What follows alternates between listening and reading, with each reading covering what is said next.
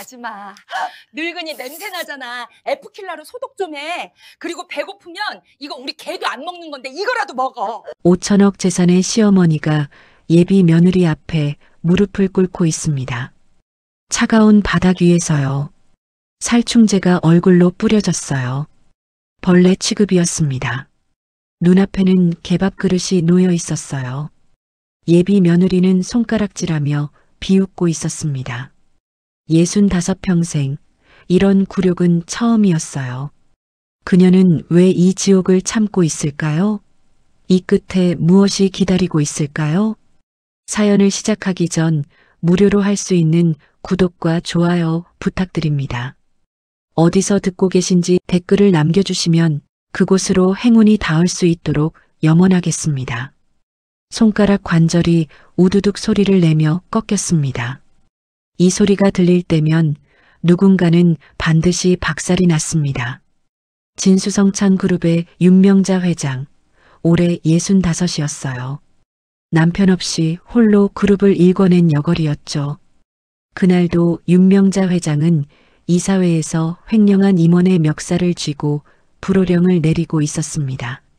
내 돈이 내 쌈짓돈이야? 들고 있던 만년필이 소나기에서 두 동강이 났습니다. 피가 손바닥에 맺혔지만 윤명자 회장은 눈 하나 깜빡하지 않았어요. 5천억 재산을 지켜낸 손이었습니다. 이 정도 상처쯤이야 아무것도 아니었죠. 그런 윤명자 회장에게도 약점이 하나 있었습니다. 바로 외아들 준호였어요. 38, 늦둥이로 얻은 귀한 아들이었습니다. 그 준호가 결혼하겠다며 여자를 데려왔습니다. 어머니 셀이에요. 어머니처럼 따뜻한 사람이에요. 준호가 내민 사진 속 여자는 29, 최셀이라는 이름이었습니다. 고아원 봉사를 10년째 하고 있다고 했어요. 사진 속 그녀는 아이들에게 둘러싸여 해맑게 웃고 있었습니다. 윤명자 회장은 사진을 한참 들여다보았습니다. 뭔가 찝찝했어요. 50년 가까이 사람을 상대해온 촉이었습니다. 저 웃음 뒤에 뭔가 있다는 느낌이 들었습니다. 내가 한번 가봐야겠다. 수행기사도 떼어놓고 택시를 잡아탔습니다. 목적지는 최세리가 산다는 청담동 오피스텔이었어요. 오피스텔 로비에 도착했을 때였습니다. 낯익은 얼굴이 보였어요. 사진 속 그 여자 최세리였습니다. 그런데 뭔가 이상했습니다. 야, 뭐 하는 거야? 상자에 흙 묻었잖아. 최세리가 택배 기사에게 고함을 지르고 있었습니다. 얼굴이 일그러져 있었어요. 사진 속 해맑던 모습은 온데간데 없었습니다. 이게 얼마짜리인데 이렇게 막다로. 상자를 발로 걷어찼습니다. 경비원이 달려와 말리려 하자 더 큰 소리로 쏘아붙였어요. 뭘 봐요? 관리비 내는 내가 갑이지. 씹던 껌을 바닥에 퇴뱉었습니다. 윤명자 회장은 기둥 뒤에 숨어 그 광경을 지켜보았습니다. 손이 떨렸어요. 분노 때문이었습니다. 그때 최세리의 전화 통화 소리가 들려왔습니다. 강남 가정부들 재수 없어. 돈 주면 귀여울 멍청한 호구 없나? 윤명자 회장의 귀가 번쩍 뜨였습니다. 우리 오빠는 효자라 엄마 말이면 껌뻑 죽어. 완전 등신이잖아. 오빠라니. 준호를 말하는 것이었습니다. 내 아들을 등신이라고 부르는 전현. 윤명자 회장의 눈빛이 서늘하게 가라앉았습니다. 안경다리에 손을 가져갔습니다. 작은 스위치가 있었어요. 삐, 짧은 신호음이 울렸습니다. 초소형 녹음기가 작동을 시작했습니다. 좋아. 내가 어떤 년인지 똑똑히 봐주마. 윤명자 회장은 그 길로 남대문 시장으로 향했습니다. 몸빼 바지를 사고 낡은 운동화를 샀어요. 인력 소장에게 돈을 쥐어주고 가짜 신분을 만들었습니다. 이름은 윤여사, 65 먹은 가정부였습니다. 다음 날 아침 최세리의 집배를 눌렀습니다. 인터폰에서 짜증 섞인 목소리가 흘러나왔어요. 문 앞에 짐 두고 가세요. 아, 면접? 냄새나니까 마스크 2장 쓰고 들어와요. 현관문이 열리자마자 뿌연 연기가 얼굴로 쏟아졌습니다. 살충제였어요. 최세리가 에프킬라를 허공에 뿌리고 있었습니다. 밖에서 벌레 달고 왔을까봐. 늙은이들 몸에 뭐가 붙어 있을지 모르잖아. 윤명자 회장은 이를 악물었습니다. 참아야 했어요. 아직은 이름 부르기도 귀찮으니까 그냥 103호라고 할게요. 여기 동호수가 103동 103호니까 103호. 사람 이름 대신 숫자로 부르겠다는 것이었습니다. 시급은 최저 시급에서 20% 깔게요. 늙으면 손이 느리잖아. 싫으면 가고. 윤명자 회장은 고개를 숙였습니다. 목 뒤로 식은땀이 흘렀어요. 평생 이렇게 굴욕적인 순간은 없었습니다. 화장실 가서 발 씻고 와요. 비누 쓰지 말고 물로만. 비누 아까우니까. 씻고 나오자 최세리가 뭔가를 던졌습니다. 구멍난 남자 팬티였어요. 수건 대신 이걸로 닦아요. 딱 어울리네. 윤명자 회장은 그 팬티로 발을 닦았습니다. 손이 부들부들 떨렸어요. 하지만 얼굴에는 아무 표정도 띄우지 않았습니다. 안경다리의 녹음기가 모든 것을 담고 있었으니까요. 그래, 103호라고 불러라. 윤명자 회장은 속으로 되뇌었습니다. 그 103호가 내 수감 번호가 될 테니까. 안경다리에서 삐 작은 신호음이 다시 울렸습니다. 새벽 5시 윤명자 회장은 최세리의 집 앞에 도착했습니다. 아직 해도 뜨지 않은 시각이었어요. 5천억 재산의 주인이 남의 집 가정부로 출근하는 첫날이었습니다. 현관문을 열자마자 코를 찌르는 악취가 밀려왔습니다. 술병이 여기저기 굴러다녔어요. 담배꽁초가 재떨이를 넘쳐 바닥에 흩어져 있었습니다. 썩은 과일 껍질 위로 날파리들이 날아다녔어요. 윤명자 회장은 속이 뒤집어지는 것을 참아야 했습니다. 무릎을 꿇고 걸레질을 시작했습니다. 딱딱한 마룻바닥 위에서 관절이 뚝 소리를 냈어요. 65평생 이렇게 무릎을 꿇어본 적이 없었습니다. 허리가 끊어질 것 같았어요. 하지만 이를 악물었습니다. 안경다리의 녹음기가 돌아가고 있었으니까요. 2시간쯤 지났을 때 최세리가 방에서 나왔습니다. 부스스한 머리에 찡그린 얼굴이었어요. 윤명자 회장이 청소기를 돌리고 있었습니다. 시끄러워 죽겠네.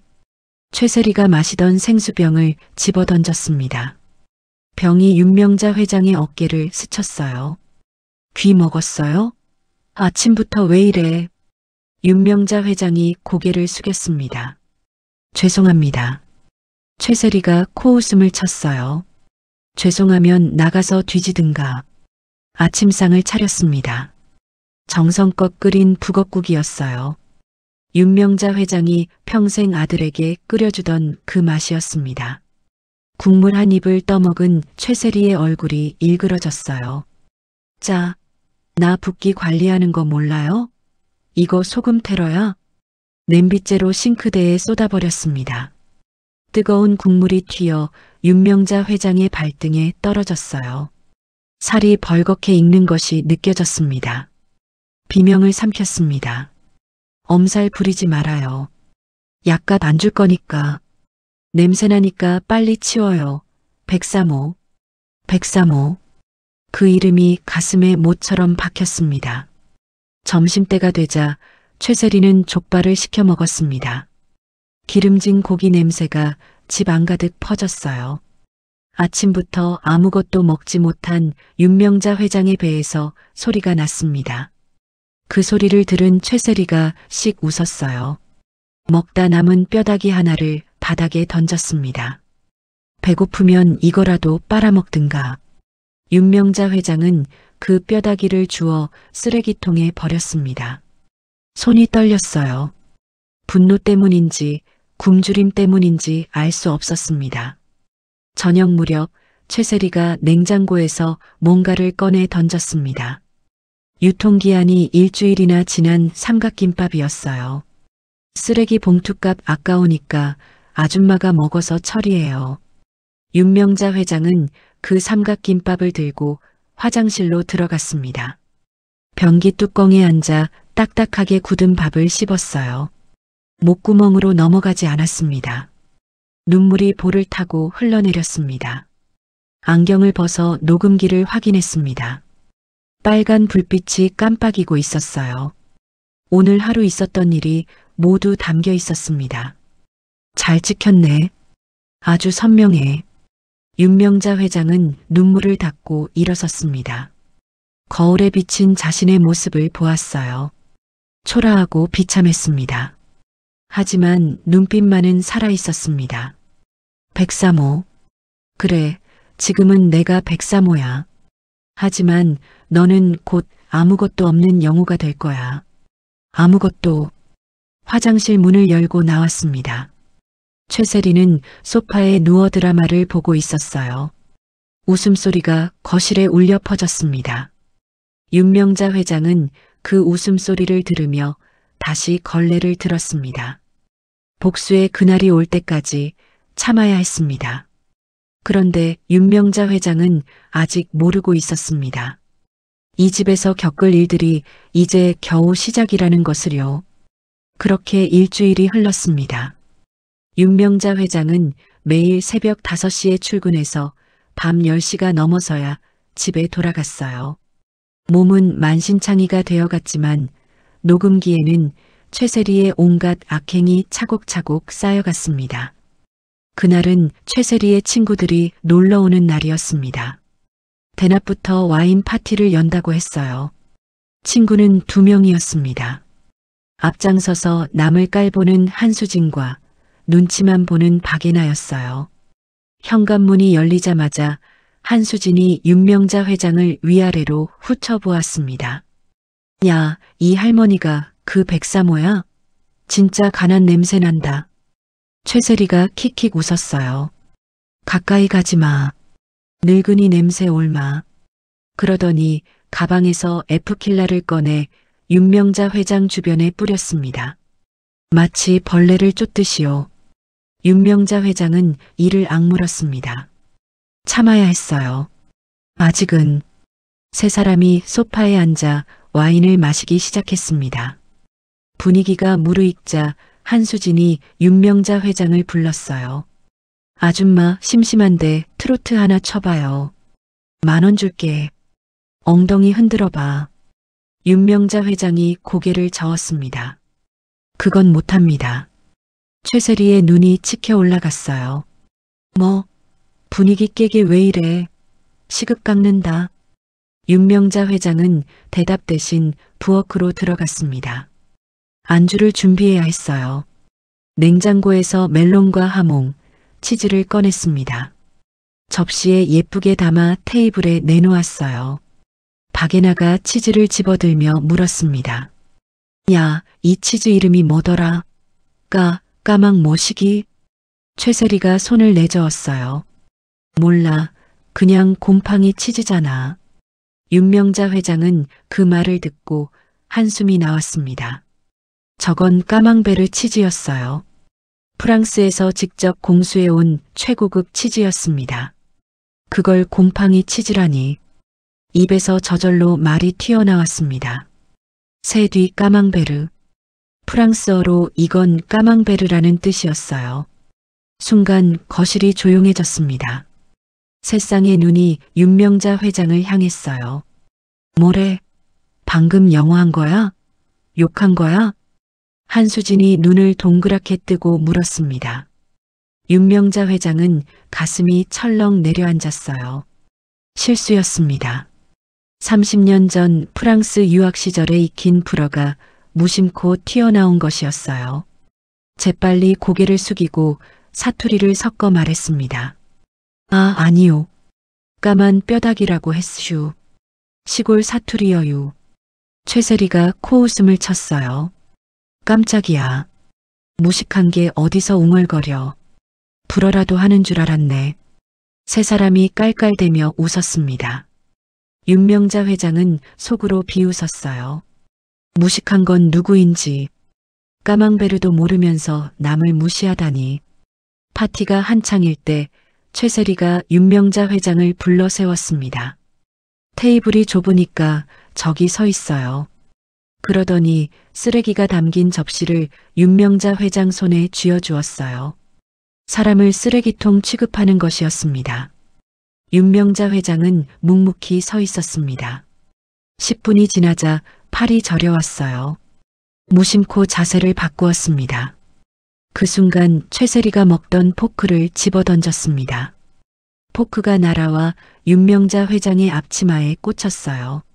누가 움직이래. 돈 주는 내가 왕이야. 꼬우면 나가. 윤명자 회장은 꽂힌 포크를 빼며 대답했습니다. 죄송합니다. 목소리는 차분했지만 속은 부글부글 끓고 있었어요. 파티가 끝나갈 무렵 최세리가 친구들에게 말했습니다. 우리 예비 시어머니 있잖아. 콩나물 장사 출신이래. 딱 이 아줌마 수준일 거야. 내가 들어가서 기강 확 잡아놔야지. 그 말을 듣는 순간 윤명자 회장의 눈빛이 서늘하게 변했습니다. 무식한 것들. 까망베르도 모르면서 혀만 살았구나. 그 혀 내가 뽑아주마. 안경다리의 녹음기는 여전히 돌아가고 있었습니다. 그리고 윤명자 회장은 아직 모르고 있었어요. 다음 날 최세리가 저지를 일이 지금까지의 모욕과는 차원이 다르다는 것을요. 다음 날 오후 아들 준호가 최세리의 집을 방문한다는 연락이 왔습니다. 윤명자 회장은 마스크를 깊이 눌러쓰고 세탁실 구석으로 몸을 숨겼어요. 현관문이 열리고 아들의 목소리가 들려왔습니다. 세리야, 이거 어머니가 넣어주라고 새벽부터 챙겨주신 거야. 준호의 손에는 두 가지 물건이 들려 있었습니다. 하나는 30년 묵은 시간장이었어요. 윤명자 회장이 시어머니께 물려받아 평생 정성껏 담가온 가문의 보물이었습니다. 다른 하나는 금가락지였어요. 역시 시어머니께 받은 것으로 3대를 내려온 가보였습니다. 최세리의 눈에 눈물이 그렁그렁 맺혔습니다. 어머 세상에. 어머님 정성이 이렇게 가득 담겨 있다니. 저 이거 평생 가보로 간직할게요. 윤명자 회장은 세탁실 문틈으로 그 장면을 지켜보았습니다. 저 눈물이 가짜라는 걸 알고 있었어요. 하지만 아들은 몰랐습니다. 감동받은 표정으로 최세리를 바라보고 있었어요. 준호가 세탁실 쪽으로 고개를 돌렸습니다. 저기 도우미분 계신가? 인사드리려고. 최세리가 재빨리 준호의 팔을 잡았어요. 아, 그 아줌마 폐결핵 의심 환자야. 가까이 가면 옮아. 위험해. 준호의 얼굴에 걱정이 스쳤습니다. 그래. 그럼 다음에 인사드려야겠다. 준호가 돌아간 뒤 최세리의 표정이 순식간에 변했습니다. 웃음기가 사라지고 찡그린 얼굴이 되었어요. 우액 집안에 매주 썩은 내가 진동하네. 토 나와. 최세리가 시간장 항아리를 들고 베란다로 나갔습니다. 윤명자 회장도 슬그머니 따라갔어요. 베란다에는 윤명자 회장이 정성껏 키워온 화분들이 있었습니다. 돌봐줄 사람 없는 집에서 유일하게 살아있는 것들이었어요. 최세리가 화분 위로 간장 항아리를 기울였습니다. 거름이나 되라. 냄새나는 건 냄새나는 것끼리 어울려야지. 검은 간장이 콸콸 쏟아졌습니다. 초록빛 잎사귀가 순식간에 검게 물들어갔어요. 30년 정성이 화초 위로 버려지는 것을 윤명자 회장은 두 눈 뜨고 지켜봐야 했습니다. 목구멍에서 비명이 치밀어 올랐지만 꾹 참았어요. 최세리가 이번에는 금가락지를 꺼내 들었습니다. 햇빛에 반짝이는 가락지를 이리저리 돌려보았어요. 디자인 좀 봐. 박물관에서 훔쳐왔나? 이 촌스러운 걸 어떻게 끼고 다녀.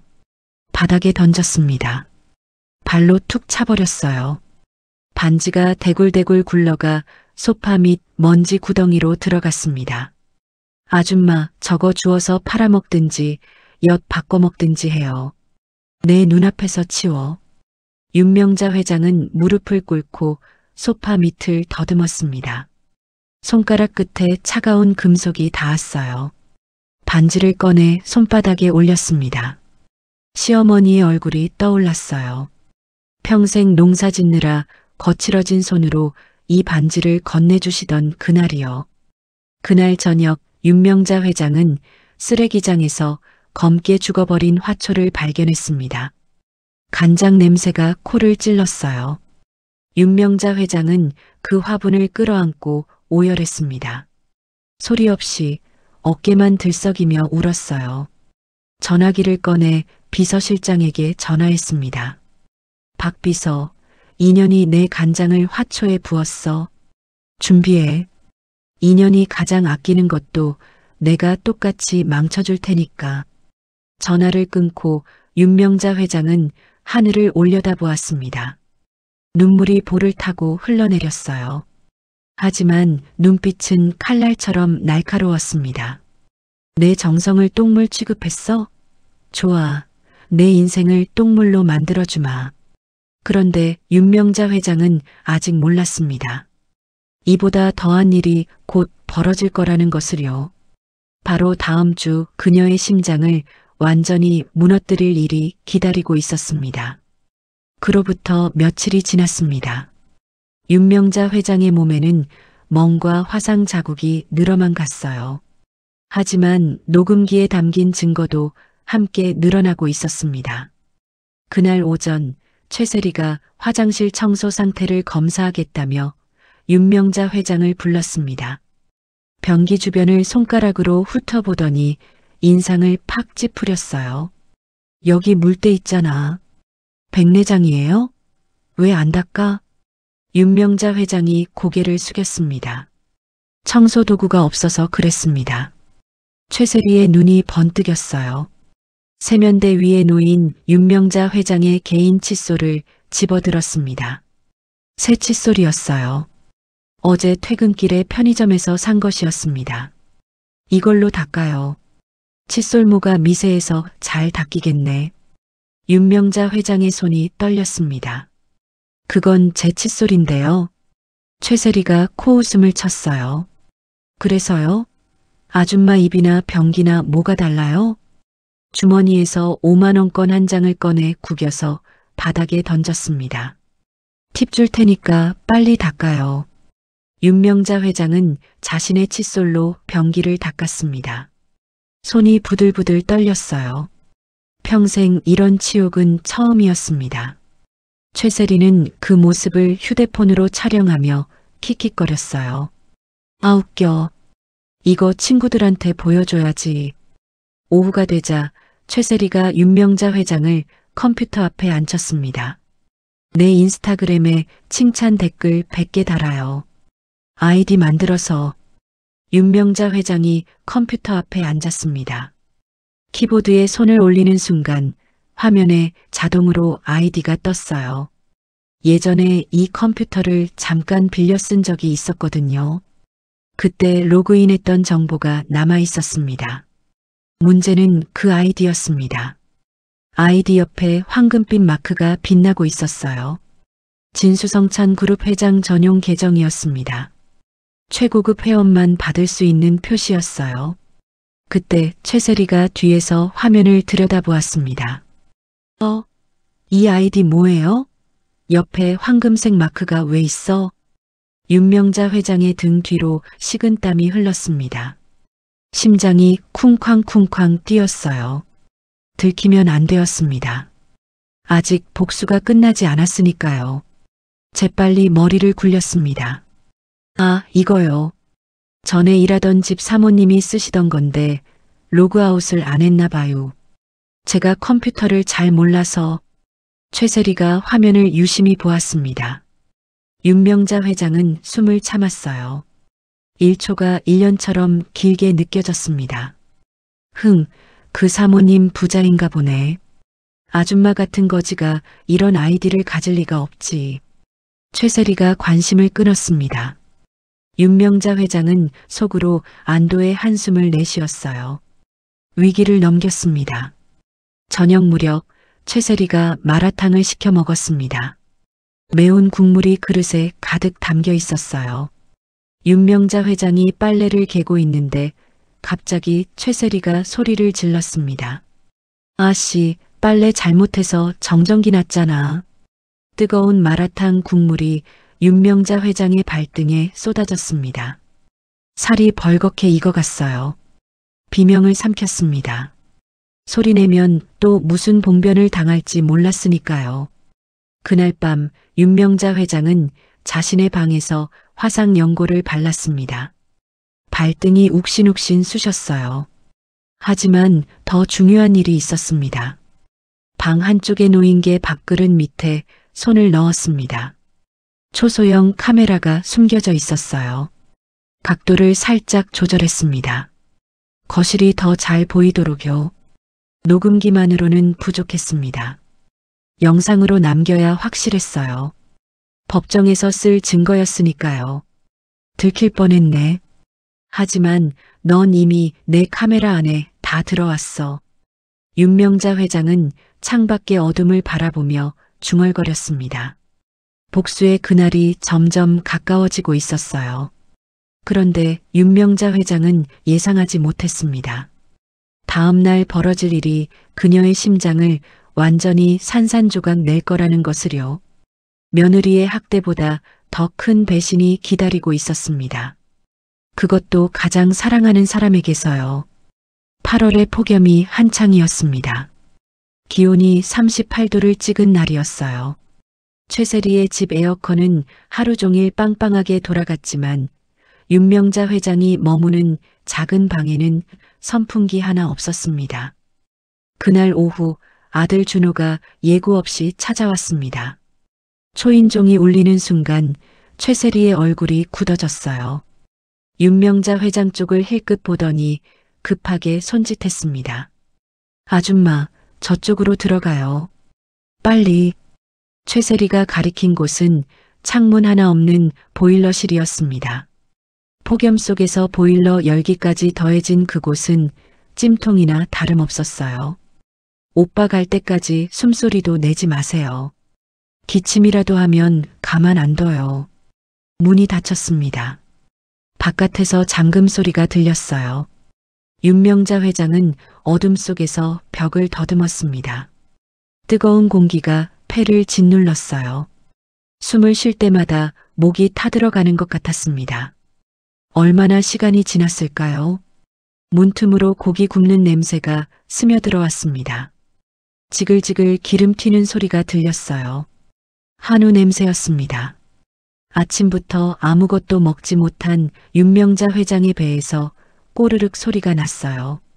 그때 아들의 목소리가 들려왔습니다. 와, 진짜 맛있다. 세리야, 너 손재주가 보통이 아니네.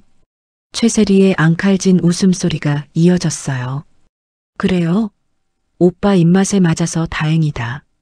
준호가 고기를 씹으며 말했습니다. 사실 말이야, 우리 엄마가 해주는 고기는 좀 별로거든. 질겨서 고무 씹는 것 같아. 근데 내가 구운 건 입에서 살살 녹네. 윤명자 회장의 심장이 멎는 것 같았습니다. 귀를 의심했어요.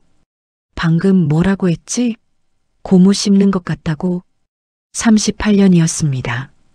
준호가 태어난 그날부터 오늘까지 윤명자 회장은 아들에게 최고급 한우만 먹였어요. 새벽마다 정육점에 가서 1등급 고기를 골랐습니다. 굽는 온도, 익히는 시간까지 연구했어요. 오직 아들 입에 맞추려고요. 그런데 고무 같다니, 질기다니. 보일러실 안에서 윤명자 회장의 눈에 눈물이 고였습니다.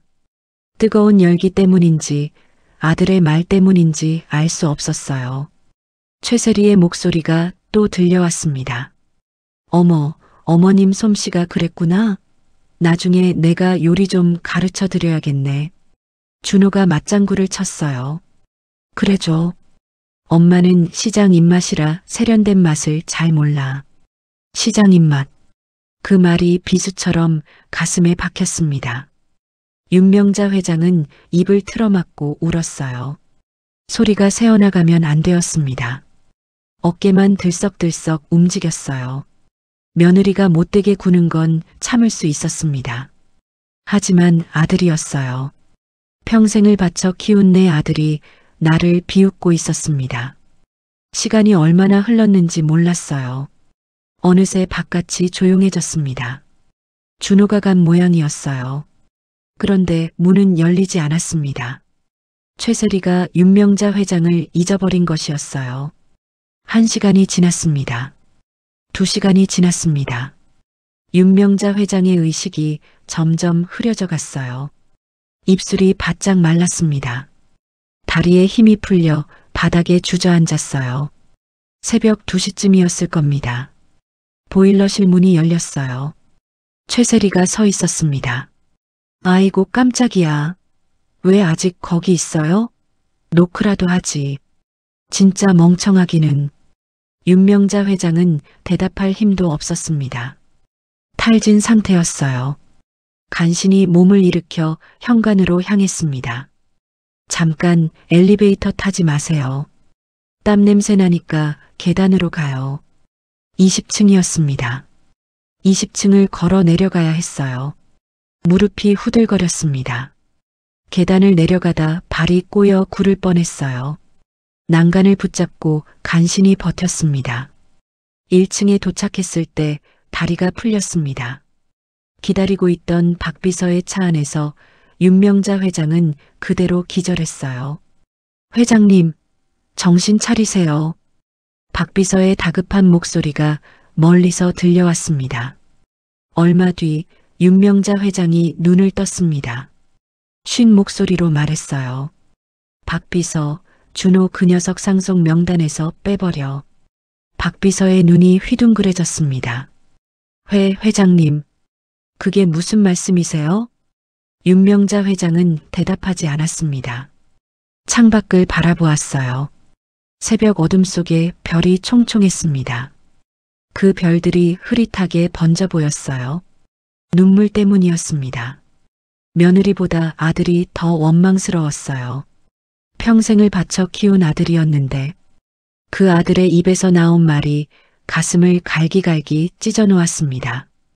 그런데 윤명자 회장은 아직 몰랐어요. 이보다 더한 일이 기다리고 있다는 것을요. 바로 다음 주 경찰이 출동하는 사건이 터지게 됩니다. 그날은 유난히 더운 날이었습니다. 보일러실 감금 사건 이후로도 윤명자 회장은 계속 최세리의 집에 출근했어요. 복수를 완성하기 위해서였습니다. 증거가 아직 부족했거든요. 오후 3시쯤이었습니다. 갑자기 최세리의 비명소리가 집안을 울렸어요. 내 목걸이, 다이아 목걸이 어디 갔어? 최세리가 화장대 서랍을 뒤지며 난리를 쳤습니다. 2천만 원짜리 다이아몬드 목걸이가 사라졌다는 것이었어요.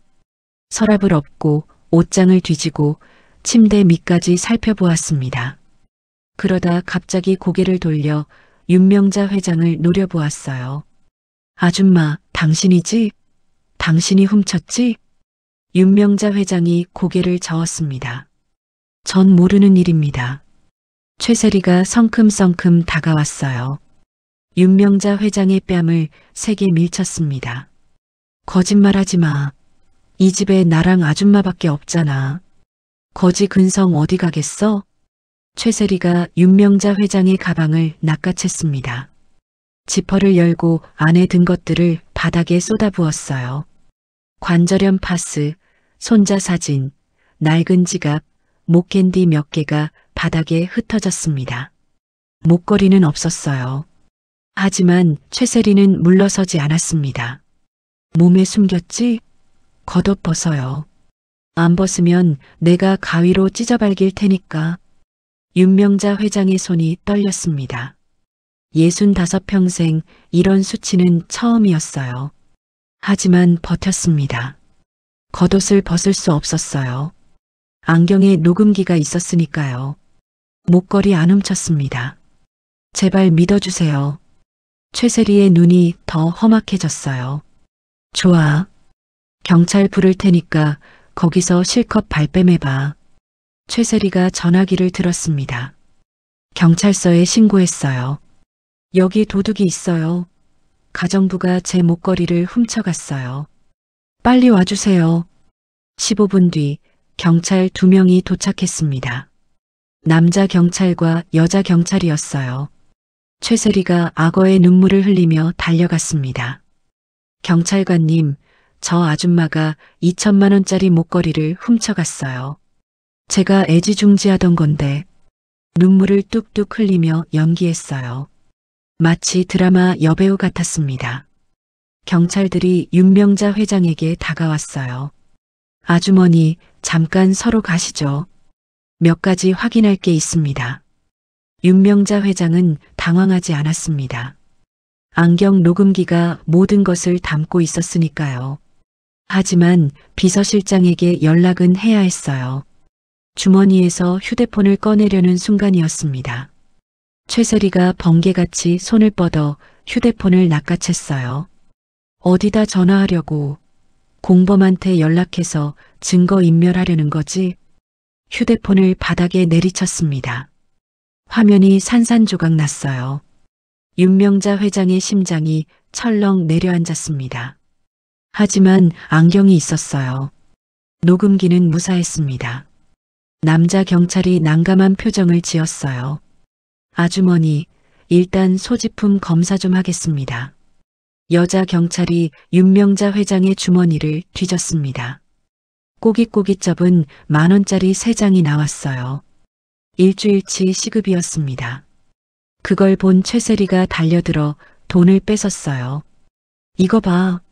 이거 내 지갑에서 뺀 거잖아. 돈을 찢어버렸습니다. 3만 원이 눈앞에서 종이 조각이 되었어요. 윤명자 회장의 피 같은 돈이었습니다. 윤명자 회장이 본능적으로 찢긴 돈을 주우려고 몸을 숙였습니다. 그 순간 최세리의 하이힐이 날아왔어요. 뾰족한 굽이 윤명자 회장의 손등을 짓밟았습니다. 피가 배어나왔어요. 내가 안 죽는다고 했지?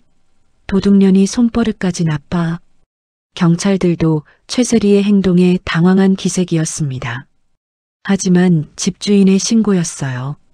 쉽게 손을 쓸 수 없었습니다. 일단 서로 가서 조사를 받으셔야 할 것 같습니다. 윤명자 회장이 경찰차로 향했습니다. 뒤에서 최세리의 비웃음 소리가 들렸어요. 잘 가요, 도둑 아줌마.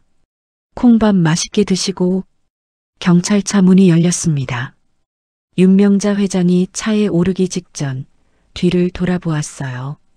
최세리와 눈이 마주쳤습니다. 윤명자 회장의 눈빛은 차갑게 가라앉아 있었어요. 속으로 되뇌었습니다. 지금 이 수갑 조만간 내 손목에 채워주마. 두고 봐라. 경찰차가 출발하려는 순간이었습니다. 여자 경찰이 갑자기 차에서 내렸어요. 뭔가를 발견한 것 같았습니다. 잠깐만요. 저기 뭐가 떨어져 있는데요? 여자 경찰이 최세리의 명품 가방 옆을 가리켰어요. 반짝이는 무언가가 보였습니다. 가방 안쪽 주머니에서 삐져나온 것이었어요. 다이아몬드 목걸이였습니다. 최세리의 얼굴이 굳어졌어요. 여자 경찰이 목걸이를 집어들었습니다. 이거 아까 잃어버렸다던 목걸이 아닌가요? 최세리가 눈을 굴렸어요.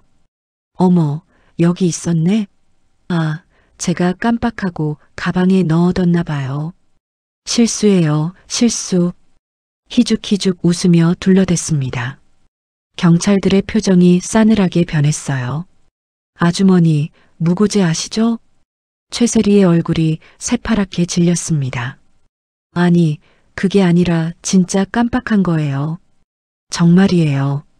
경찰들이 윤명자 회장에게 고개를 숙였어요. 죄송합니다. 오해가 있었네요. 들어가셔도 됩니다. 경찰차가 떠났습니다.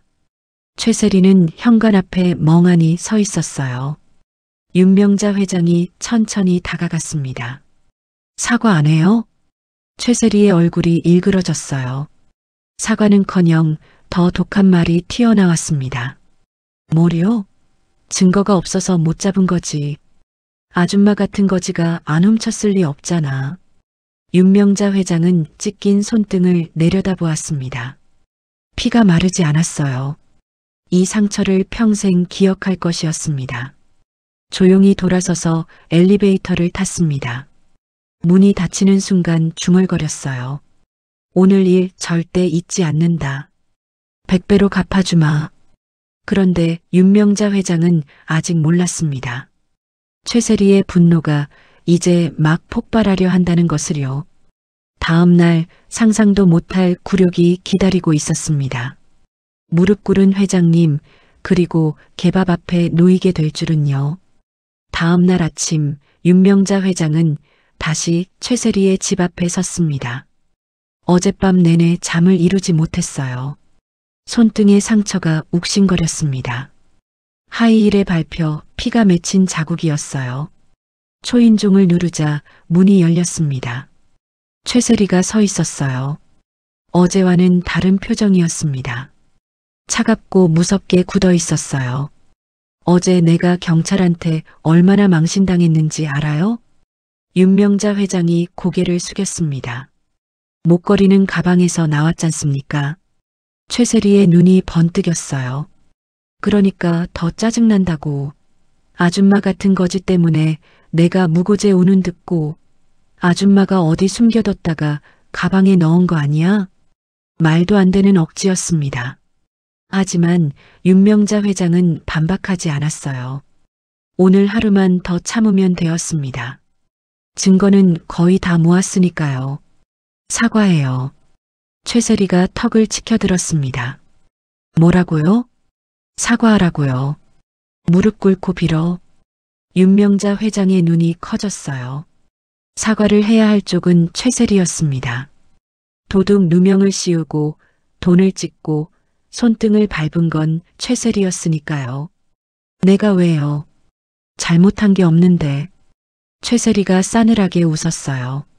무릎 안 꿇으면 경찰 다시 불러서 이번엔 진짜 콩밥 먹이고 인력소에 연락해서 이 바닥에서 다시는 일 못하게 매장시켜버릴 거야. 어디 가서 일하든 아줌마가 도둑이라고 소문 다 퍼뜨릴 거니까. 윤명자 회장의 주먹이 떨렸습니다. 이를 악물었어요. 복수를 완성하려면 참아야 했습니다. 지금 여기서 정체를 밝히면 모든 게 허사가 되었으니까요. 천천히 무릎을 꿇었습니다. 차가운 대리석 바닥이 무릎뼈를 파고들었어요. 5천억 재산의 주인이 29살 여자 앞에 무릎을 꿇은 것이었습니다. 최세리가 킥킥 웃었어요. 잘 어울리네. 거지는 바닥에 있어야 제맛이지. 그러더니 테이블 위에 있던 케이크를 집어들었습니다. 먹다 남은 딸기 케이크였어요. 윤명자 회장의 얼굴을 향해 던졌습니다. 생크림이 얼굴 전체에 묻었어요. 딸기 조각이 머리카락에 붙었습니다. 달콤한 냄새가 코를 찔렀어요. 하지만 기분은 지옥이었습니다. 이게 사과야. 달콤하지? 핥아 먹어. 윤명자 회장은 움직이지 않았습니다. 눈만 뜨고 최세리를 바라보았어요. 그 눈빛에 뭔가가 있었습니다. 분노도 아니고 슬픔도 아닌 차갑게 가라앉은 무언가였어요. 최세리가 얼음물이 담긴 물통을 들어 올렸습니다. 더러우니까 씻겨줄게. 얼음물이 머리 위로 쏟아졌어요. 8월의 더위 속에서도 온몸이 떨렸습니다. 이가 덜덜 부딪혔어요.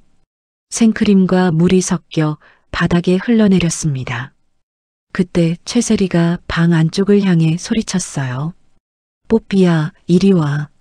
작은 강아지 한 마리가 뛰어왔습니다. 털이 복슬복슬한 포메라니안이었어요.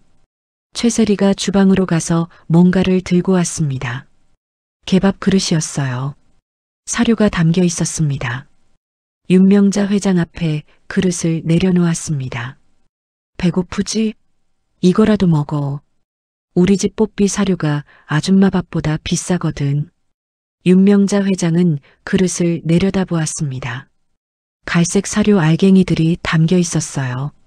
강아지 사료 냄새가 올라왔습니다. 그 순간이었습니다. 뽀삐가 그릇 앞으로 왔어요. 사료 냄새를 맡더니 고개를 획 돌려버렸습니다. 제 밥인데도 먹지 않았어요. 최세리가 멈칫했습니다. 어머, 뽀삐도 안 먹네. 유통기한 지났나? 그러더니 윤명자 회장을 내려다보며 비웃었어요. 뭐, 그래도 아줌마는 먹어야지. 걔도 안 먹는 거지만 아줌마한텐 이것도 과분하니까. 윤명자 회장의 손이 천천히 그릇을 향해 뻗어갔습니다. 손가락이 그릇 가장자리에 닿았어요. 그리고 그릇을 확 뒤집어 엎었습니다. 사료 알갱이들이 바닥에 흩어졌어요. 대굴대굴 굴러다녔습니다. 최세리의 눈이 휘둥그레졌어요. 미쳤어? 지금 뭐 하는 거야? 윤명자 회장이 천천히 일어섰습니다. 무릎에서 뚝 소리가 났어요. 얼굴에 묻은 생크림을 손등으로 훔쳤습니다. 젖은 머리카락이 이마에 붙어 있었어요. 입을 열었습니다. 목소리는 낮고 차분했어요. 알겠어. 잘 알겠어. 최세리가 발을 동동 굴렀어요. 뭘 알겠어. 당장 이거 치워. 아니, 그냥 나가. 해고야 해고. 윤명자 회장이 현관으로 향했습니다. 신발을 신으려는데 뒤에서 뭔가 날아왔어요. 굵은 소금이었습니다. 최세리가 소금 봉지를 들고 윤명자 회장의 등 뒤에 뿌리고 있었어요. 재수 없으니까 소금 뿌려야겠다. 다신 얼씬도 하지 마. 소금 알갱이가 상처난 손등에 떨어졌습니다. 쓰라렸어요. 살을 애는 것 같았습니다. 하지만 윤명자 회장은 뒤도 돌아보지 않았어요. 엘리베이터를 탔습니다. 문이 닫히고 혼자가 되었어요. 거울에 자신의 모습이 비쳤습니다. 생크림이 묻고 물에 젖은 초라한 모습이었어요. 5천억 재산의 회장님이 아니었습니다. 그냥 불쌍한 늙은 여자였어요. 하지만 눈빛만은 살아있었습니다. 서늘하게 빛나고 있었어요. 속으로 되뇌었습니다. 이 소금 기억해둘게. 나중에 다이아몬드를 갈아서 가루로 뿌려줄 테니까. 피눈물 흘리게 해주마. 1층에 도착했습니다. 박 비서가 기다리고 있었어요. 윤명자 회장의 모습을 보고 박 비서의 얼굴이 굳어졌습니다. 회장님, 이게 무슨... 윤명자 회장이 손을 들어 말을 막았어요. 됐어. 증거는 충분히 모았어. 이제 끝낼 때가 됐어. 차에 올라탔습니다. 뒷좌석에 앉아 창밖을 바라보았어요. 청담동의 화려한 거리가 스쳐 지나갔습니다. 며칠 뒤면 상견례가 잡혀 있었습니다. 윤명자 회장이 직접 날짜를 정한 것이었어요. 그날이 바로 복수의 날이었습니다. 그런데 그 전에 해야 할 일이 하나 더 있었어요. 최세리를 제대로 갖고 놀아야 했습니다. 돈으로 춤추게 만들 계획이었어요. 해고당한 다음 날 윤명자 회장은 본사 회장실로 복귀했습니다. 몸빼 바지를 벗고 최고급 정장을 입었어요. 거울 속에 비친 자신의 모습은 완전히 달라져 있었습니다. 가정부 윤여사가 아니라 5천억 재산의 윤명자 회장이었어요. 한편 최세리는 인력소와 맘카페에 악플을 퍼뜨리고 있었습니다. 윤명자 회장을 도둑으로 몰아 업계에서 매장시키려는 것이었어요. 도둑 아줌마 조심하세요. 금목걸이 훔쳐갔어요. 이 아줌마 절대 쓰지 마세요. 손벌은 나빠요. 법무팀장에게 보고가 들어왔습니다. 회장님, 최세리가 허위 글을 올리고 있습니다. 윤명자 회장이 고개를 끄덕였어요. 전부 캡처해도 명예훼손 하나당 100만 원씩 청구할 거야. 그날 오후 최세리가 인터넷 생방송을 시작했습니다. 인스타그램 라이브였어요. 카메라 앞에서 환하게 웃고 있었습니다. 안녕하세요, 여러분. 오늘 기분 최고예요. 그 도둑 아줌마 드디어 쫓아냈거든요. 아, 진짜 속이 다 시원해요. 윤명자 회장은 회장실 대형 화면으로 그 방송을 지켜보았습니다. 손에는 와인 잔이 들려 있었어요. 입꼬리가 살짝 올라갔습니다. 비서에게 지시했어요. 정의의 사도라는 익명 계정 준비됐지? 네, 회장님. 준비 완료됐습니다. 윤명자 회장이 직접 컴퓨터 앞에 앉았습니다. 정의의 사도라는 닉네임으로 최세리의 방송에 접속했어요. 그리고 100만 원어치 후원금을 쏘았습니다. 화면 속 최세리의 눈이 휘둥그레졌어요. 후원 알림이 화면 가득 떴습니다. 어머 세상에, 100만 원이요? 정의의 사도님 진짜 감사합니다. 윤명자 회장이 메시지를 보냈습니다. 그 도둑 아줌마 흉내 내면서 개 짖는 소리 내주시면 100만 원 더 드릴게요. 최세리가 메시지를 읽었어요. 잠깐 머뭇거렸습니다. 하지만 100만 원이라는 숫자가 눈앞에 아른거렸어요. 이내 환하게 웃었습니다. 개 짖는 소리요? 아, 그거 너무 쉽죠. 제가 해드릴게요. 최세리가 두 손을 모아 앞발 모양을 만들었어요. 그러더니 카메라를 향해 소리쳤습니다. 멍멍, 와랄. 혀를 내밀고 헥헥거리는 흉내까지 냈어요. 시청자들이 웃음 이모티콘을 쏟아냈습니다. 윤명자 회장은 와인을 한 모금 마셨습니다. 화면 속에서 개처럼 짖는 며느리감을 바라보았어요. 차가운 미소가 입가에 번졌습니다. 그래, 넌 돈이면 뭐든 하는 개였어. 다시 메시지를 보냈어요. 얼굴에 낙서하고 춤추면 200만 원 드릴게요. 최세리의 눈이 반짝였습니다. 돈 계산이 빨랐어요. 200만 원이요? 잠시만요. 화장대에서 매직펜을 가져왔어요. 거울도 안 보고 얼굴에 고양이 수염을 휘갈겨 그렸습니다. 코에 검은 점까지 찍었어요. 그리고 의자에서 벌떡 일어나 춤을 추기 시작했습니다. 팔다리를 흔들며 우스꽝스럽게 몸을 움직였어요. 엉덩이를 실룩거리고 팔을 휘둘렀습니다. 마치 광대 같았어요. 방송을 보는 시청자들이 댓글을 달았습니다. 키읔 미쳤다 진짜. 돈이면 다 하네. 저 여자 자존심 없나? 광대 아님? 키읔. 윤명자 회장은 그 모든 장면을 녹화하고 있었습니다. 나중에 쓸 증거였어요. 상견례 날 대형 화면에 틀어줄 영상이었습니다. 방송이 끝난 뒤 윤명자 회장은 의자에 깊이 기대앉았습니다. 창밖으로 서울 야경이 보였어요. 반짝이는 불빛들이 보석처럼 빛났습니다. 그때 전화벨이 울렸어요. 아들 준호였습니다. 어머니, 요즘 건강하세요? 그래, 잘 있다.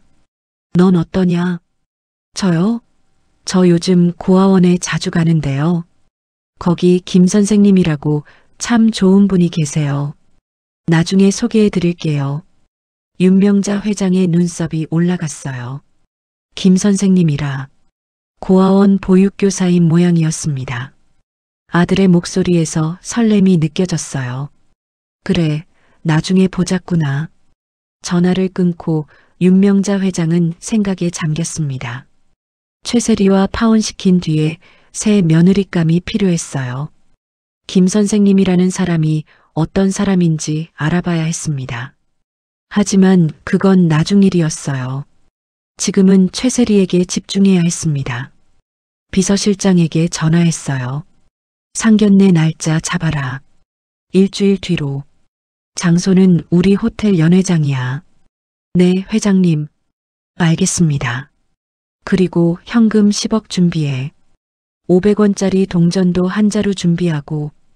비서실장이 의아한 목소리로 물었어요. 동전은 왜요? 윤명자 회장이 싸늘하게 웃었습니다. 그년들 수준엔 동전도 아깝다는 걸 보여줘야지. 전화를 끊고 윤명자 회장은 창밖을 바라보았어요. 서울의 밤하늘에 별이 총총히 떠 있었습니다. 춤은 실컷 췄니? 이제 무대에서 내려올 시간이야. 그런데 윤명자 회장은 아직 몰랐습니다. 최세리의 친정어머니 남희숙이 움직이기 시작했다는 것을요. 그 여자가 돈을 뜯어내려고 어떤 짓을 할지 상상도 못하고 있었어요. 그 무렵 최세리의 친정어머니 남희숙이 움직이기 시작했습니다. 남희숙은 50대 중반의 여자였어요. 딸 못지않게 욕심이 많았습니다. 아니, 어쩌면 딸보다 더했어요. 평생 남의 것을 탐내며 살아온 사람이었습니다. 어느 날 오후 남희숙이 최세리의 집에 들이닥쳤습니다. 문을 열자마자 소리부터 질렀어요. 야, 세리야. 돈은? 시댁에서 돈 안 준대? 최세리가 소파에 앉아 손톱을 다듬고 있었어요. 귀찮다는 표정이었습니다. 엄마, 아직 결혼도 안 했는데 무슨 돈이야? 남희숙의 눈이 번뜩였어요. 뭐? 너 그 남자 엄마가 5천억짜리라며? 그 정도면 결혼 전에 집 한 채쯤은 받아야지. 아니, 두 채도 돼. 남희숙이 소파에 털썩 앉았습니다. 다리를 꼬고 천장을 올려다보았어요. 머릿속에서 계산기가 돌아가는 것 같았습니다. 내가 직접 만나봐야겠다.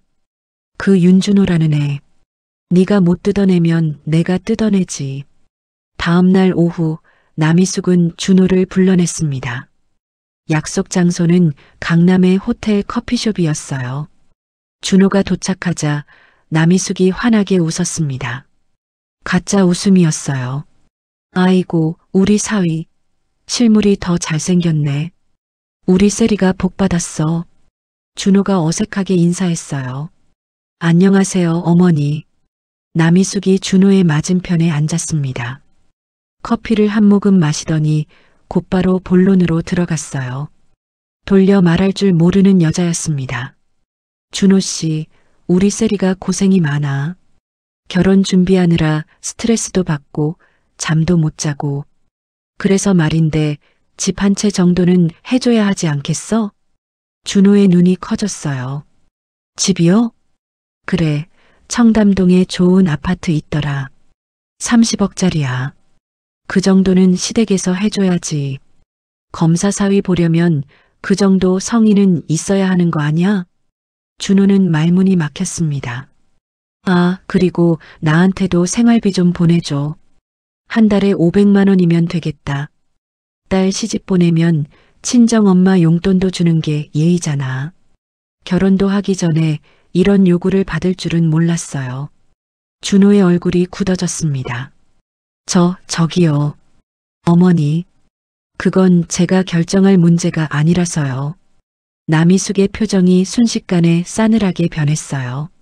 아까의 웃음기가 온데간데 없었습니다. 뭐, 결정할 문제가 아니라고? 그럼 파혼할까? 우리 세리가 다른 남자 만나도 상관없다는 거야? 세리가 얼마나 예쁜데. 준호가 당황했습니다. 손에 쥔 커피잔이 흔들렸어요. 아, 아니에요. 그게 아니라. 남희숙이 가방에서 종이 한 장을 꺼냈습니다. 미리 준비해 온 각서였어요. 글씨가 빼곡히 적혀 있었습니다. 여기 서명해. 결혼 전에 집 사주고 매달 생활비 500만 원 보내겠다고. 안 지키면 위자료 10억 내겠다고 써 있어. 공증도 받을 거야. 준호의 얼굴이 창백해졌어요. 손이 덜덜 떨렸습니다. 세리를 사랑했지만 이건 너무했어요. 사랑과 돈은 다른 문제였습니다. 그때였습니다. 누군가 테이블 옆에 섰어요. 준호가 고개를 들었습니다. 정장을 말끔하게 차려입은 남자가 서 있었어요. 윤준호 씨 되시죠? 저는 법무법인 소속 변호사입니다. 잠시 말씀 나눌 수 있을까요? 남희숙의 얼굴이 굳어졌어요. 뭐야, 이 사람은? 우리 대화에 왜 끼어들어? 변호사가 차분하게 말했습니다. 지금 이 대화가 녹음되고 있습니다. 강요와 공갈 혐의로 고소가 가능한 상황이에요. 준호 씨, 그 각서에 서명하시면 안 됩니다. 준호가 벌떡 일어섰어요. 변호사를 따라 커피숍을 빠져나갔습니다. 남희숙이 뒤에서 악을 썼어요. 아, 어디가? 윤준호, 너 이러면 파혼이야. 하지만 준호는 뒤도 돌아보지 않았습니다. 그날 밤 윤명자 회장은 보고를 받았어요. 박 비서가 녹취 파일을 가져왔습니다. 회장님, 남희숙의 협박 내용 전부 녹음했습니다. 고음질로 선명하게 담겼어요. 윤명자 회장이 녹음을 들었어요. 남희숙의 목소리가 또렷하게 들렸습니다. 30억, 500만 원, 위자료 10억. 숫자들이 줄줄이 흘러나왔어요. 윤명자 회장의 입꼬리가 올라갔습니다. 잘 됐네. 이것도 상견례의 날 틀어줘야겠어. 비서가 물었어요. 그런데 회장님, 그 변호사는 어떻게 그 자리에? 윤명자 회장이 창밖을 바라보며 대답했습니다. 내가 보낸 사람이야. 우리 아들이 바보짓 하기 전에 막아야 했거든. 전현들한테 끌려다니면 평생 호구되는 거야. 상견례까지 사흘 남았습니다. 모든 준비가 착착 진행되고 있었어요. 현금 10억, 500원짜리 동전 한 자루, 개사료, F킬라, 그리고 대형 스크린까지. 윤명자 회장은 창밖의 밤하늘을 바라보았습니다. 각서? 그래, 그 각서가 내 지옥행 티켓이 될 거야. 복수의 날이 코앞으로 다가오고 있었습니다. 그런데 최세리와 남희숙은 아직 모르고 있었어요. 자신들이 걸어 들어갈 곳이 상견례장이 아니라 처형장이라는 것을요. 상견례를 이틀 앞둔 날이었습니다. 윤명자 회장은 마지막 미끼를 던졌어요. 최세리에게 백화점 초대장이 도착했습니다. 금박으로 화려하게 장식된 카드였어요. 안에는 이렇게 적혀 있었습니다. 최세리 고객님께 귀하를 명품관 특별 초대 행사에 모십니다. 20억 원 한도 내에서 자유롭게 쇼핑하실 수 있습니다. 최세리의 눈이 휘둥그레졌어요. 20억이라니 꿈만 같았습니다. 다음 날 오후 2시 최세리와 남희숙이 백화점에 도착했습니다. 명품관 입구에서 매니저가 허리를 굽혀 인사했어요. 어서 오십시오. 최세리 고객님 기다리고 있었습니다. 최세리가 콧대를 높이 세웠어요. 역시 나는 달라. 특별 대우를 받는 사람이라고. 명품관 안으로 들어갔습니다. 눈앞에 보이는 것마다 집어들었어요. 가방, 구두, 옷, 액세서리. 손에 잡히는 대로 담았습니다. 이것도 주세요. 저것도요.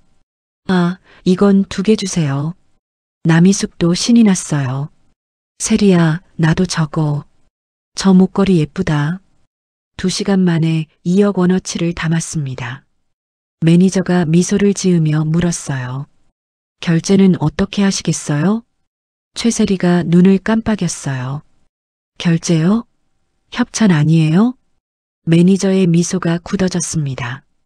하지만 이내 부드럽게 대답했어요. 아, 네. 협찬이죠. 나중에 정산될 협찬이요. 최세리는 무슨 말인지 알아듣지 못했습니다. 그냥 공짜인 줄 알았어요. 환하게 웃으며 쇼핑을 계속했습니다. 그때 매니저가 실수를 했어요. 멀리서 누군가 다가오는 것을 보고 습관적으로 인사를 하려던 것이었습니다. 회장, 매니저가 말을 멈췄어요. 하마터면 회장님이라고 부를 뻔했습니다. 상대방이 눈짓으로 막았거든요. 아, 아니 회원님, 오셨습니까? 최세리가 고개를 돌렸어요. 선글라스를 쓴 중년 여자가 지나가고 있었습니다. 등이 꼿꼿하고 걸음걸이가 당당했어요. 최세리가 남희숙에게 속삭였어요. 엄마, 저 아줌마 누구야? 회장이라고 하다가 말았는데. 남희숙이 어깨를 으쓱했어요. 몰라, 이 백화점 단골인가 보지 뭐. 신경 쓰지 마. 최세리가 거울 앞에서 포즈를 취했어요. 역시 나는 회장님 포스가 있어. 매니저가 나보고 회장이라고 하려다 말았잖아. 착각도 이 정도면 대단했습니다. 쇼핑이 끝나갈 무렵 최세리가 물이 미지근하다며 매니저에게 소리를 질렀어요. 이게 물이야? 미지근해서 못 마시겠네. 손을 들어 매니저의 뺨을 때리려는 순간이었습니다. 누군가 그 손목을 잡았어요. 백화점 상무였습니다. 손님, 저희 직원에게 손을 대시면 곤란합니다. 최세리가 눈을 부릅떴어요. 뭐야, 넌 또 뭐야? 손 놔. 상무가 손을 놓으며 싸늘하게 말했어요. 오늘 쇼핑하신 물건들 모두 청구서로 보내드리겠습니다. 최세리의 얼굴이 굳어졌어요. 청구서? 협찬 아니었어? 상무가 미소를 지었습니다. 하지만 눈은 웃지 않았어요. 협찬은요. 나중에 정산될 협찬이라고 했잖아요. 대금은 상견례 이후에 청구됩니다. 최세리와 남희숙은 영문도 모른 채 백화점을 나왔어요. 쇼핑백을 가득 안고 있었지만 뭔가 찜찜했습니다. 그날 저녁 상무가 윤명자 회장에게 전화했어요. 고모, 그 여자 진짜 안 되겠는데요? 직원 때리려고까지 했어요. 윤명자 회장이 창밖을 바라보며 대답했습니다. 참아라. 더 높이 올라가야 떨어질 때 뼈도 못 추리는 법이야. 최세리는 그날 밤 SNS에 명품 사진을 잔뜩 올렸어요. 해시태그를 달았습니다. 재벌 며느리, 시댁 선물, 럭셔리 라이프. 윤명자 회장은 댓글 부대를 풀었어요. 칭찬 댓글이 쏟아졌습니다. 최세리는 신이 났어요. 자신이 정말 대단한 사람이 된 것 같았거든요. 거울 앞에 서서 혼잣말을 했어요. 난 여왕이 될 관상이야. 진수성찬 그룹을 내 손에 넣을 거야. 그런데 최세리는 몰랐습니다. 내일이 바로 상견례 날이라는 것을요. 그리고 그 상견례장이 자신의 무덤이 될 거라는 것을요. 드디어 상견례 당일이 밝았습니다. 8월의 뜨거운 햇살이 서울 하늘을 비추고 있었어요. 장소는 진수성찬 그룹이 소유한 더킹 호텔이었습니다. 서울에서 가장 호화로운 호텔이었어요. 로비에 들어서면 대리석 바닥이 반짝반짝 빛났고 천장에는 수만 개의 크리스털 샹들리에가 매달려 있었습니다. 연회장에는 웅장한 클래식 음악이 흐르고 있었어요. 바이올린과 첼로가 어우러진 우아한 선율이었습니다. 테이블에는 하얀 꽃이 장식되어 있었고 금태 두른 그릇들이 정갈하게 놓여 있었어요. 준호가 먼저 도착했습니다. 검은 정장에 넥타이를 매고 있었어요. 긴장한 표정이었습니다. 오늘 어머니와 세리 가족이 처음으로 만나는 날이었으니까요. 그런데 준호는 아직 모르고 있었습니다. 자신의 약혼녀가 어머니에게 어떤 짓을 했는지, 그 진실이 오늘 밝혀질 거라는 것을요. 오후 5시 최세리와 남희숙이 호텔에 도착했습니다. 둘 다 화려하게 차려입고 있었어요. 최세리는 어제 백화점에서 받아온 2천만 원짜리 드레스를 입었고 남희숙은 금팔찌를 주렁주렁 달고 있었습니다. 호텔 입구에서부터 둘의 목소리가 울려 퍼졌어요. 엄마, 여기 진짜 좋다. 시어머니가 여기 회장이래. 대박이지? 남희숙이 킥킥 웃었어요. 그러니까 우리 세리 시집 잘 가는 거야. 평생 호강하며 살겠네. 발레 파킹 직원에게 차키를 던지며 말했어요. 야, 이거 벤츠야. 기스 하나라도 내면 너 죽어. 직원이 묵묵히 고개를 숙였습니다. 주먹을 꽉 쥐고 있었어요. 두 사람의 하이힐 소리가 로비에 울렸습니다. 따닥 따닥. 경박하고 시끄러운 소리였어요. 웃음소리도 끊이지 않았습니다. 호호호 까르르. 마치 자신들이 세상의 주인인 것처럼 행동했어요. 엘리베이터 앞에서 최세리가 남희숙에게 속삭였습니다. 엄마, 시어머니 되실 분이 원래 시장에서 콩나물 장사했대. 옷에 흙이라도 묻혀오면 어쩌지? 창피해서 어떡해. 남희숙이 고개를 끄덕였어요. 그러게. 화물용 엘리베이터 탓이라고 할까? 두 사람이 깔깔대며 웃었습니다. 그들은 몰랐어요. 그 콩나물 장사 출신이라는 사람이 바로 이 호텔의 주인이라는 것을요. 그리고 지금 연회장에서 그들을 기다리고 있다는 것을요. 연회장 문 앞에 도착했습니다. 문이 천천히 열렸어요. 그 순간 분위기가 완전히 달라졌습니다. 웅장한 음악이 멈추고 장내가 고요해졌어요. 모든 시선이 문 쪽을 향했습니다. 그리고 들려온 것은 단 하나의 소리였어요. 또각, 또각, 또각. 묵직하고 권위 있는 구두 소리였습니다. 높은 힐소리가 아니었어요. 낮고 깊은 울림이었습니다. 마치 심장 박동 같았어요. 최세리와 남희숙의 웃음소리가 뚝 끊겼습니다. 연회장 안쪽에서 한 여자가 걸어오고 있었어요. 선글라스를 끼고 있었습니다. 등이 꼿꼿하고 걸음걸이가 당당했어요. 주변의 공기마저 그녀를 피해 움직이는 것 같았습니다. 최세리가 남희숙에게 속삭였어요. 저 사람 누구야? 이 호텔 회장인가? 포스가 장난 아닌데. 남희숙이 어깨를 으쓱했어요. 몰라. 근데 왜 우리 쪽으로 오는 거야? 여자가 점점 가까이 다가왔습니다. 최세리의 코앞에서 멈췄어요. 선글라스 너머로 차가운 눈빛이 느껴졌습니다. 최세리의 목이 꼴깍 움직였어요. 갑자기 등이 서늘해졌습니다. 뭔가 이상했어요. 이 여자 어디선가 본 것 같은데. 하지만 떠오르지 않았습니다. 가정부 윤여사의 초라한 모습과 지금 눈앞에 선 카리스마 넘치는 여자는 너무나 달랐으니까요. 여자가 천천히 손을 올렸습니다. 선글라스를 벗으려는 것 같았어요. 그 순간 연회장 안에서 누군가의 목소리가 울려 퍼졌습니다. 회장님 오셨습니까? 직원 20여 명이 일제히 허리를 굽혔어요. 90도로 깊이 숙인 인사였습니다. 회장님이라고요? 최세리의 눈이 휘둥그레졌습니다. 그런데 이상했어요. 그 회장님이라는 사람이 최세리의 바로 앞에 서 있었거든요. 여자가 선글라스를 벗었습니다. 그리고 최세리와 눈이 마주쳤어요. 그 순간 최세리의 온몸이 굳어버렸습니다. 선글라스가 벗겨지는 순간 최세리의 눈이 휘둥그레졌습니다.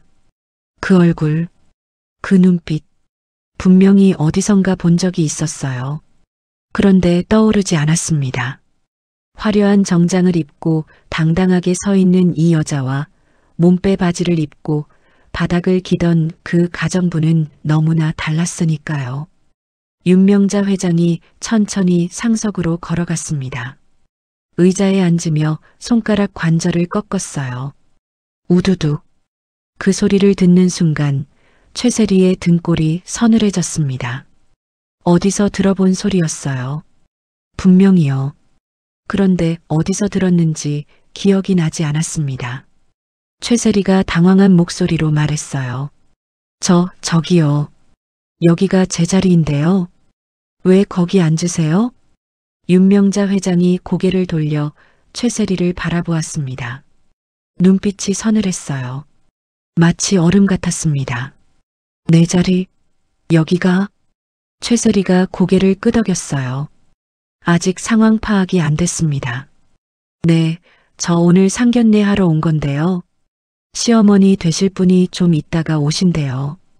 윤명자 회장의 입꼬리가 올라갔습니다. 싸늘한 미소였어요. 시어머니가 좀 있다가 온다고? 네. 그러니까 비켜주시겠어요? 그리고 보안요원 안 불러요? 이상한 사람이 들어왔는데. 최세리가 주변을 둘러보며 소리쳤어요. 하지만 아무도 움직이지 않았습니다. 호텔 직원들은 모두 고개를 숙이고 있었어요. 윤명자 회장이 자리에서 일어섰습니다. 천천히 최세리에게 다가갔어요. 한 걸음, 두 걸음. 구두 소리가 연회장에 울렸습니다. 또각, 또각. 최세리의 코앞까지 왔어요. 그리고 귓가에 속삭였습니다. 낮고 차가운 목소리였어요.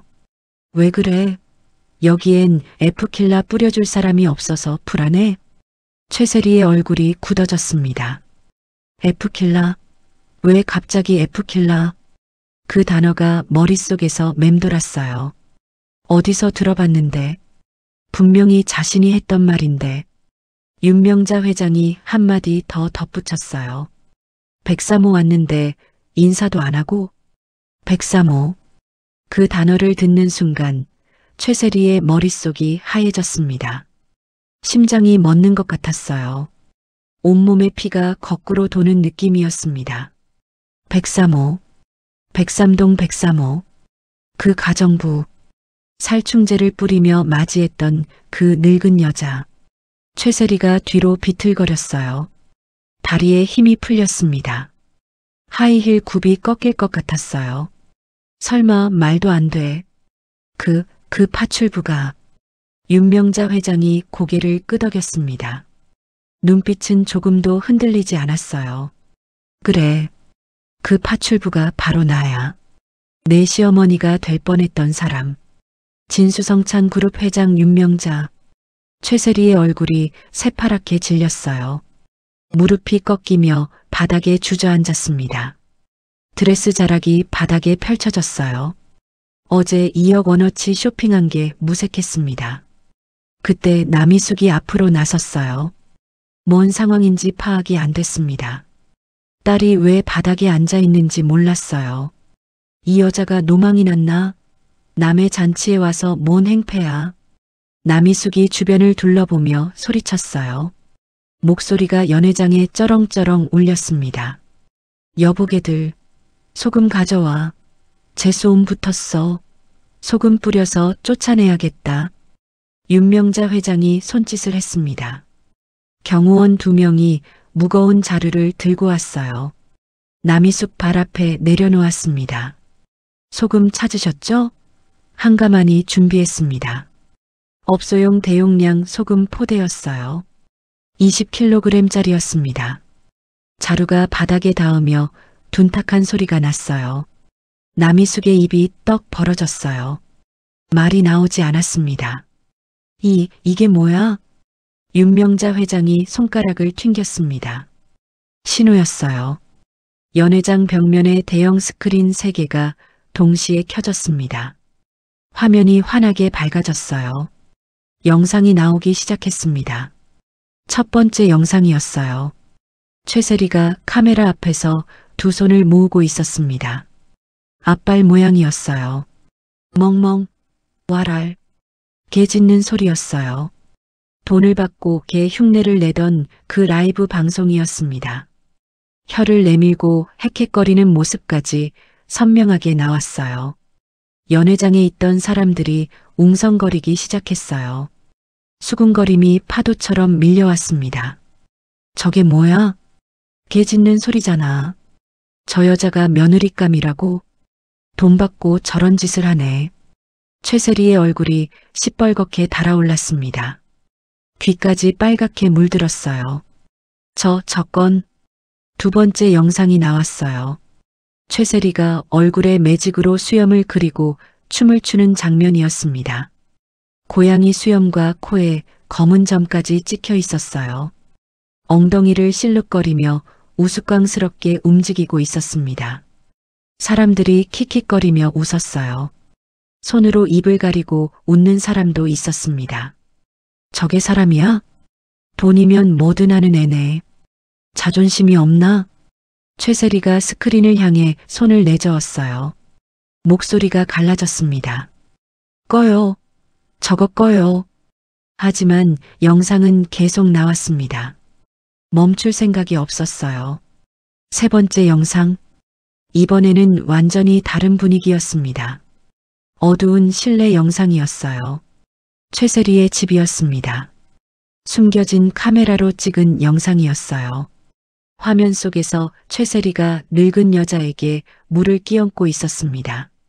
얼음물이었어요. 머리 위로 쏟아부었습니다. 발로 밀치는 장면도 나왔어요. 살충제를 뿌리는 장면, 케이크를 얼굴에 던지는 장면이 연달아 나왔습니다. 연회장이 찬물을 끼얹은 듯 조용해졌어요. 아무도 웃지 않았습니다. 숨소리조차 들리지 않았어요.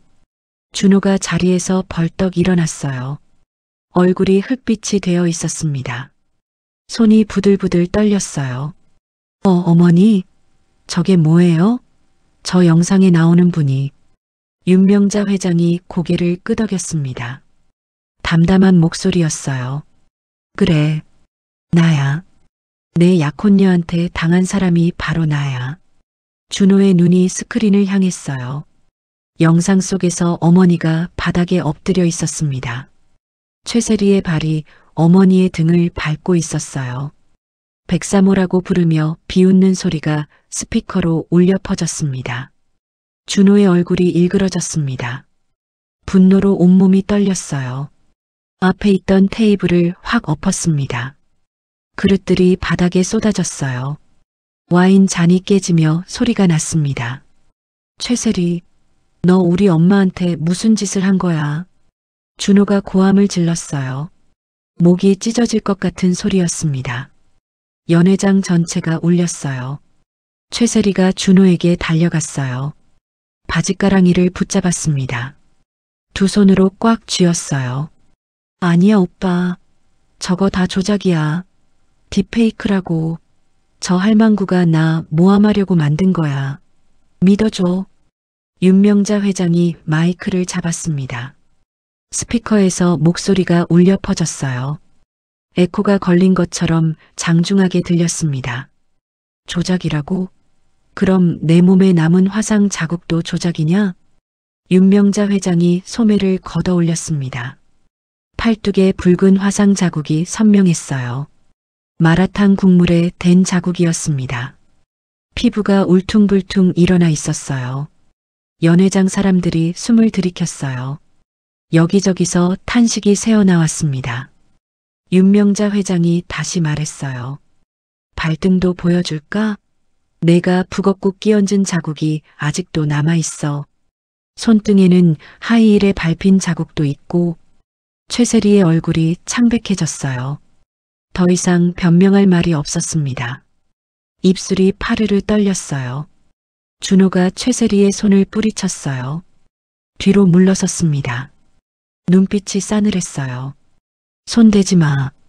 역겨워. 최세리가 무릎을 꿇었어요. 두 손을 모았습니다. 눈물이 주르륵 흘러내렸어요. 오빠, 제발.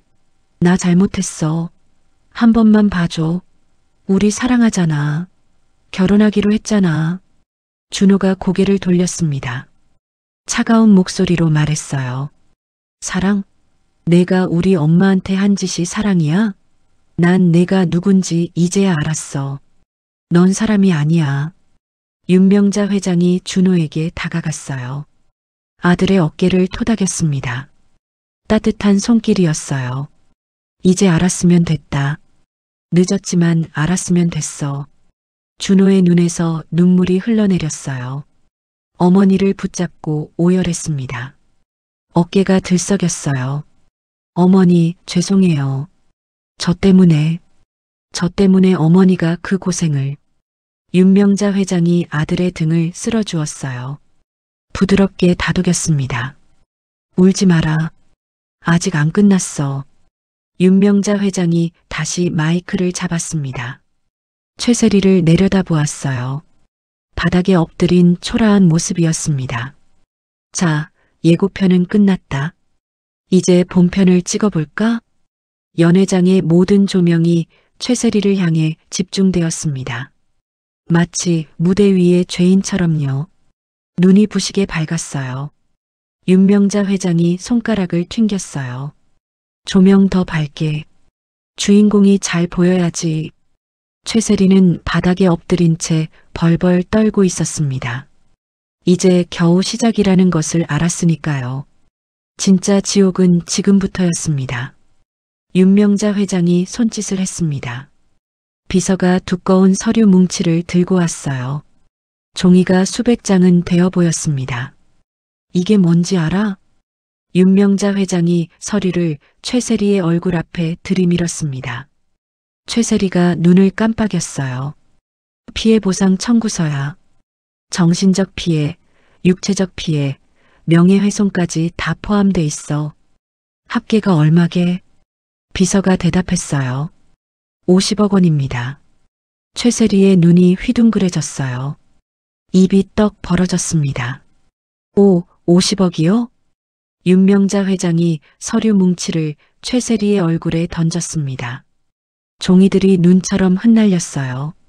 하얀 종이 사이로 최세리의 창백한 얼굴이 보였습니다.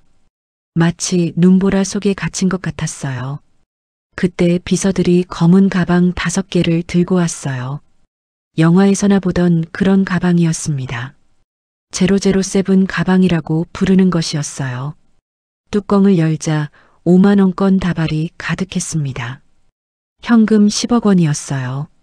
남희숙의 눈이 뒤집혔습니다. 저절로 몸이 앞으로 움직였어요. 평생 저렇게 많은 돈을 본 적이 없었거든요. 눈이 튀어나올 것 같았습니다. 돈이다. 저거 진짜야? 진짜 돈이야? 윤명자 회장이 돈다발 하나를 꺼내 허공에 뿌렸습니다. 5만 원권이 나비처럼 날아다녔어요. 연회장 안이 돈으로 가득 찼습니다. 남희숙이 바닥에 엎드렸어요. 네 발로 기며 돈을 주었습니다. 손이 바빠요. 한 장이라도 더 집으려고 허겁지겁 움직였어요. 마치 굶주린 짐승 같았습니다. 이거 다 주면 용서해 주는 거야? 응, 다 줄 거지? 제발. 윤명자 회장이 비웃었습니다. 코웃음을 쳤어요. 용서? 내가 무슨 수로 나를 용서해? 순서가 바뀌었네. 손짓을 했어요. 경호원이 자루 하나를 들고 왔습니다. 묵직해 보였어요. 자루가 찰랑찰랑 소리를 냈습니다. 이것도 선물이야. 내 수준에 딱 맞는 거지. 자루가 열렸습니다. 안에 든 것은 500원짜리 동전이었어요. 수백 개, 아니 수천 개였습니다. 은빛으로 반짝였어요. 경호원이 자루를 기울였어요. 동전이 남희숙의 머리 위로 쏟아졌습니다. 은빛 동전들이 머리를 때리며 바닥에 흩어졌어요. 쨍그랑 소리가 연회장에 울려 퍼졌습니다. 옛다 TV야. 내 수준엔 이게 딱이야. 남희숙이 비명을 질렀어요. 동전에 맞아 이마가 빨갛게 부어올랐습니다. 하지만 손은 여전히 돈을 줍고 있었어요. 지폐든 동전이든 가리지 않았습니다. 윤명자 회장이 이번에는 최세리에게 다가갔어요. 연회장 한가운데에 5단 케이크가 놓여 있었습니다. 상견 내용으로 준비한 것이었어요. 하얀 생크림에 장미꽃이 장식되어 있었습니다. 딸기와 블루베리가 올라가 있었고 꼭대기에는 신랑 신부 인형이 서 있었어요. 윤명자 회장이 그 케이크 앞에 섰습니다. 케이크 좋아하지? 내 얼굴에 던져본 적 있잖아. 달콤하다면서. 이번엔 내가 해줄게. 최세리가 고개를 저었어요. 뒷걸음질 쳤습니다. 아니에요. 제발. 하지만 윤명자 회장은 멈추지 않았어요. 최세리의 뒷머리를 잡았습니다. 머리카락이 손에 감겼어요. 그대로 케이크 속으로 얼굴을 처박아 버렸습니다. 푹! 소리와 함께 최세리의 얼굴이 케이크 속으로 파고들었어요. 생크림이 사방으로 튀었습니다. 테이블 위로, 바닥으로, 주변 사람들의 옷에까지 튀었어요. 최세리가 고개를 들었을 때 얼굴은 엉망이었어요. 하얀 크림과 딸기가 뒤범벅이 되어 있었습니다. 마스카라가 번져 눈 주위가 시커멓게 물들었어요. 마치 괴물 같았습니다. 달콤하지? 다 핥아먹어. 바닥에 떨어진 것까지. 내가 나한테 시킨 대로 하는 거야. 최세리가 울먹였어요. 크림 범벅이 된 얼굴로 눈물을 흘렸습니다. 하지만 동정하는 사람은 아무도 없었어요. 윤명자 회장이 비서에게 손짓했어요. 비단 보자기에 사인함이 나왔습니다. 고급스러워 보였어요. 빨간 비단에 금실로 수가 놓여 있었습니다. 최세리가 그것을 보았습니다. 혹시 수건인가 싶었어요. 얼굴을 닦을 수 있을까 기대하며 손을 뻗었습니다.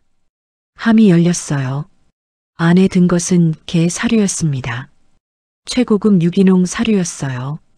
갈색 알갱이들이 가득 담겨 있었습니다. 기억나? 내가 나한테 개밥 먹으라고 했잖아. 우리 집 개도 안 먹는 거라면서 배고프면 이거라도 먹으라고 했잖아. 윤명자 회장이 사료를 최세리의 머리 위에 부었습니다. 갈색 알갱이들이 머리카락 사이로 흘러내렸어요. 어깨 위로, 드레스 위로 떨어졌습니다. 2억 원짜리 드레스가 개 사료로 뒤덮였어요. 우리 집 개는 입이 고급이라 이거 안 먹더라. 내가 먹어. 아까우니까. 최세리가 머리를 감싸며 웅크렸어요. 온몸이 떨렸습니다. 그때 윤명자 회장이 마지막 상자를 열었습니다. 작은 상자였어요. 안에 든 것은 구멍난 남자 팬티였습니다. 낡고 해진 팬티였어요. 이거 기억나? 첫날 내 수건 대신 줬던 거잖아. 딱 어울린다면서. 이걸로 발 닦으라고 했잖아. 윤명자 회장이 팬티를 최세리의 얼굴 위로 던졌어요. 이제 이걸로 내 눈물 콧물 닦아. 딱 어울리니까. 팬티가 최세리의 얼굴에 붙었습니다. 완벽한 수미상관이었어요. 처음 했던 짓을 그대로 돌려받은 것이었습니다. 연회장에 있던 사람들이 숨을 죽이고 지켜보았습니다. 누구도 움직이지 않았어요. 말하는 사람도 없었습니다. 윤명자 회장이 테이블 위에 얼음물통을 들었습니다. 커다란 통이었어요. 얼음이 둥둥 떠 있었습니다. 최세리와 남희숙에게 동시에 끼얹었어요. 더러운 것들.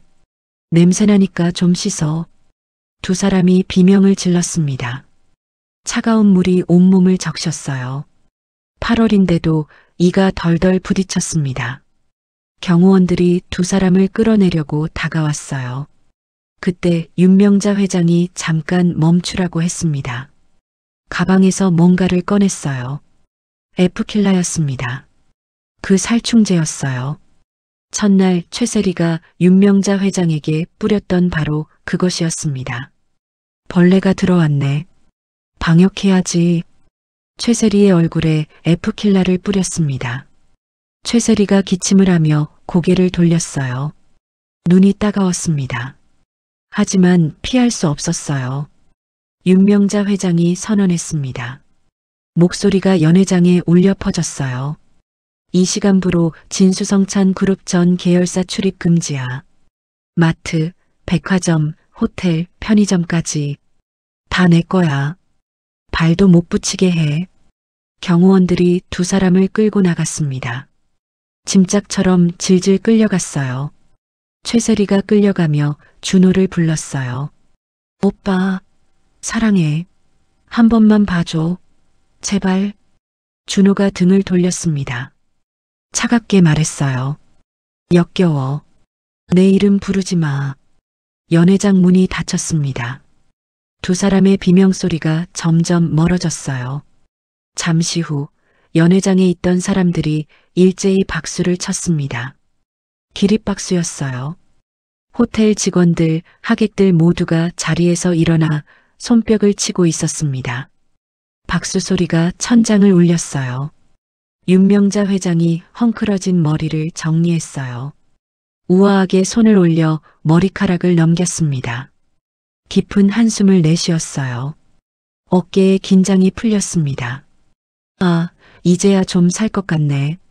10년 묵은 체증이 내려가는구나. 준호가 어머니에게 다가왔어요. 눈가가 붉었습니다. 어머니, 죄송해요.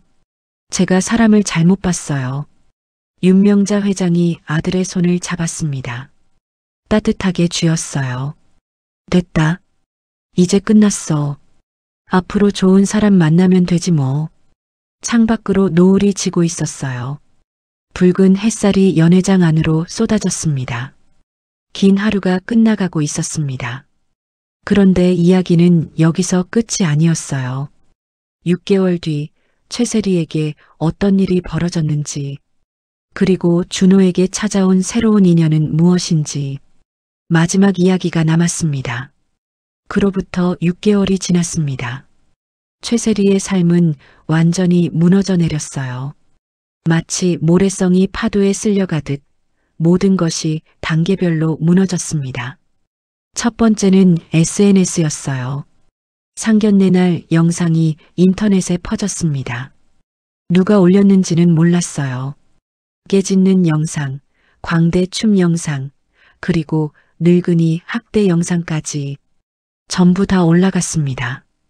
최세리의 계정에는 욕설 댓글이 수만 개 달렸어요. 하루 만에 팔로워가 전부 떨어져 나갔습니다. 결국 계정을 폐쇄해야 했어요. 협찬 계약은 모두 취소되었고 위약금만 3억 원이 청구되었습니다. 두 번째는 집이었습니다. 위약금과 소송 비용을 감당할 수 없었어요. 백화점에서 받아온 2억 원어치 명품 청구서도 날아왔습니다. 협찬이 아니라 외상이었던 거예요. 청담동 오피스텔이 경매에 넘어갔습니다. 살던 집에서 쫓겨났어요. 짐을 챙길 시간도 없었습니다. 세 번째는 가족이었습니다. 친정어머니 남이숙은 야반도주를 했어요. 딸에게 빚만 떠넘기고 어느 날 밤 사라졌습니다. 아무 말도 없이요. 전화도 받지 않았어요. 카카오톡도 차단되어 있었습니다. 모녀지간이 이렇게 끝났어요. 최세리는 갈 곳이 없었습니다. 친구들도 모두 등을 돌렸어요. 예전에 함께 와인 파티를 하던 한수진은 TV 인터뷰에 나와 이렇게 말했습니다. 세리요? 걔 원래 인성이 쓰레기였어요. 저도 피해자예요. 옆에서 보면서 얼마나 무서웠는지 몰라요. 방관했던 사람이 이제는 피해자 행세를 하고 있었어요. 세상은 그렇게 냉정했습니다. 결국 최세리는 물류센터 알바를 시작했습니다.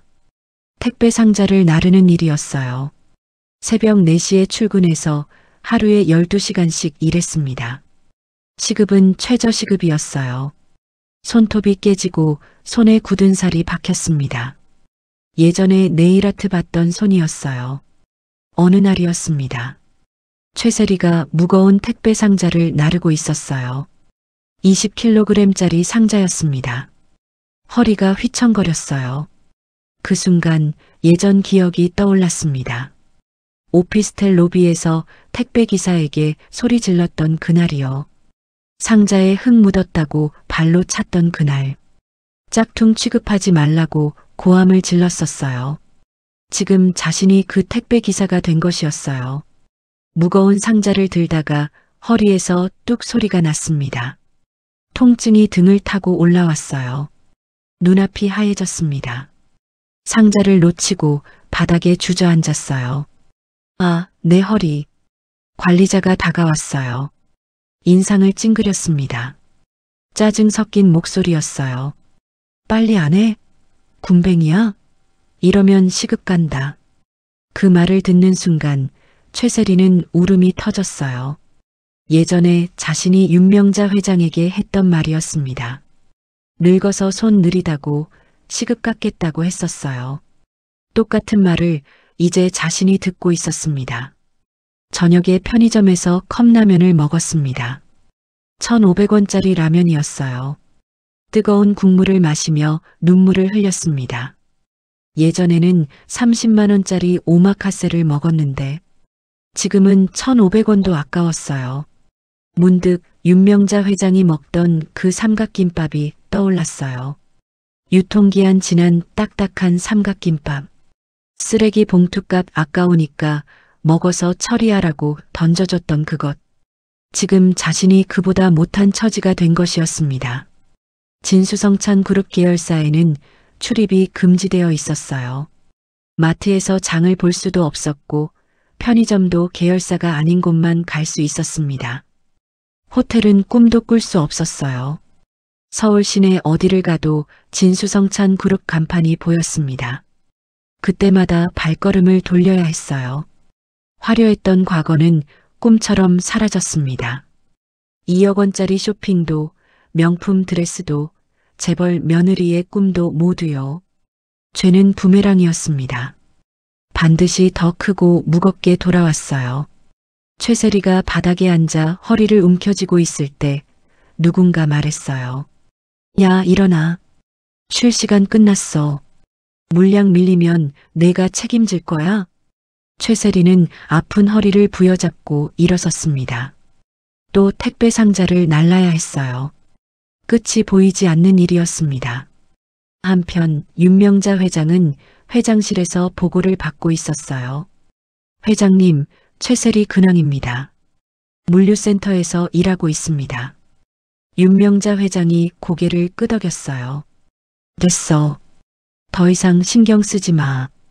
그녀는 이제 끝났어. 창밖을 바라보았습니다. 겨울 햇살이 따스했어요. 마음이 평온했습니다. 이제 좋은 일만 남았구나. 그렇습니다.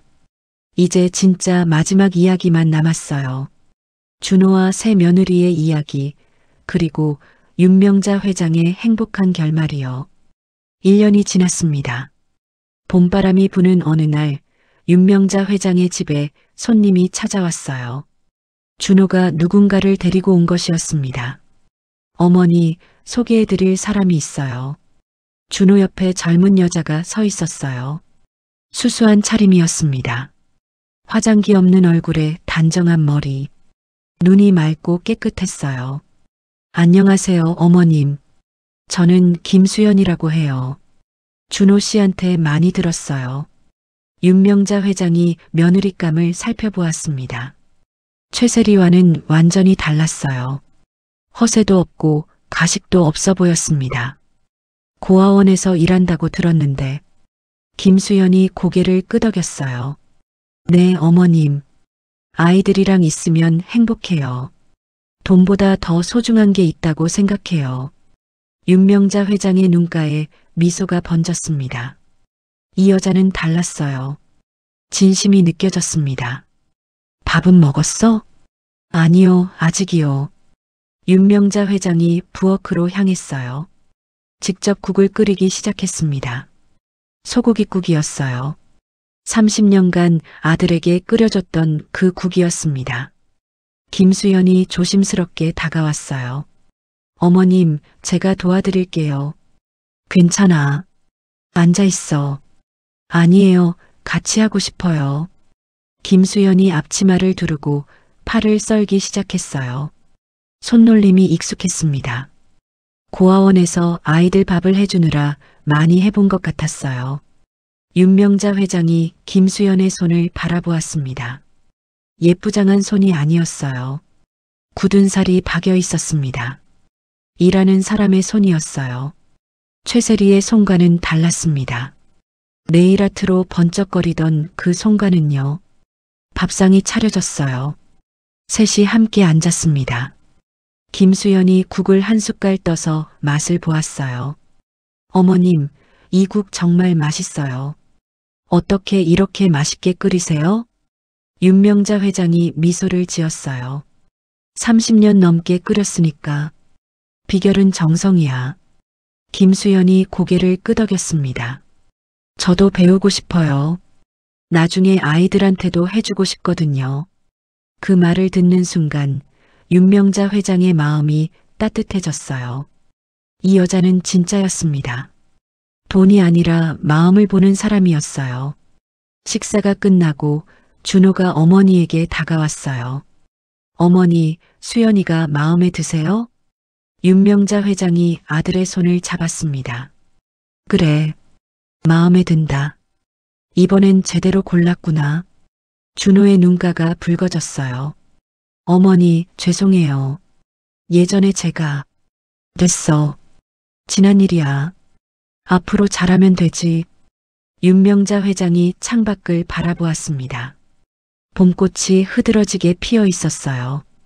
오랜 겨울이 지나고 드디어 봄이 온 것 같았습니다. 그때 김수연이 조심스럽게 말했어요. 어머님, 저 한 가지 여쭤봐도 될까요? 뭔데? 어머님 손에 있는 그 흉터, 어떻게 생긴 거예요? 혹시 많이 아프셨어요? 윤명자 회장이 손등을 바라보았습니다. 하이힐에 밟혔던 자국이 아직 남아 있었어요. 옛날 일이야. 이제 다 지난 일이고. 김수연이 윤명자 회장의 손을 조심스럽게 잡았어요. 따뜻한 손길이었습니다. 아프셨겠어요.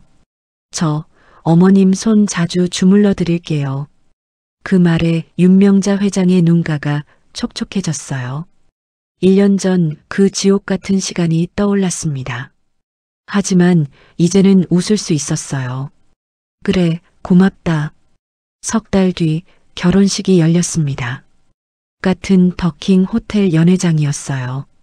1년 전 복수의 현장이었던 그곳이 이제는 축복의 장소가 되었습니다. 윤명자 회장이 하객들 앞에 섰어요. 마이크를 잡았습니다.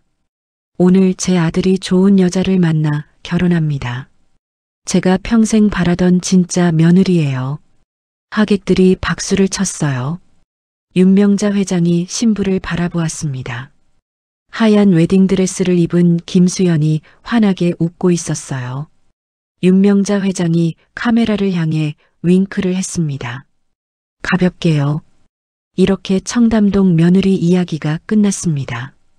아기는 벌을 받았고 선한 사람은 복을 받았어요.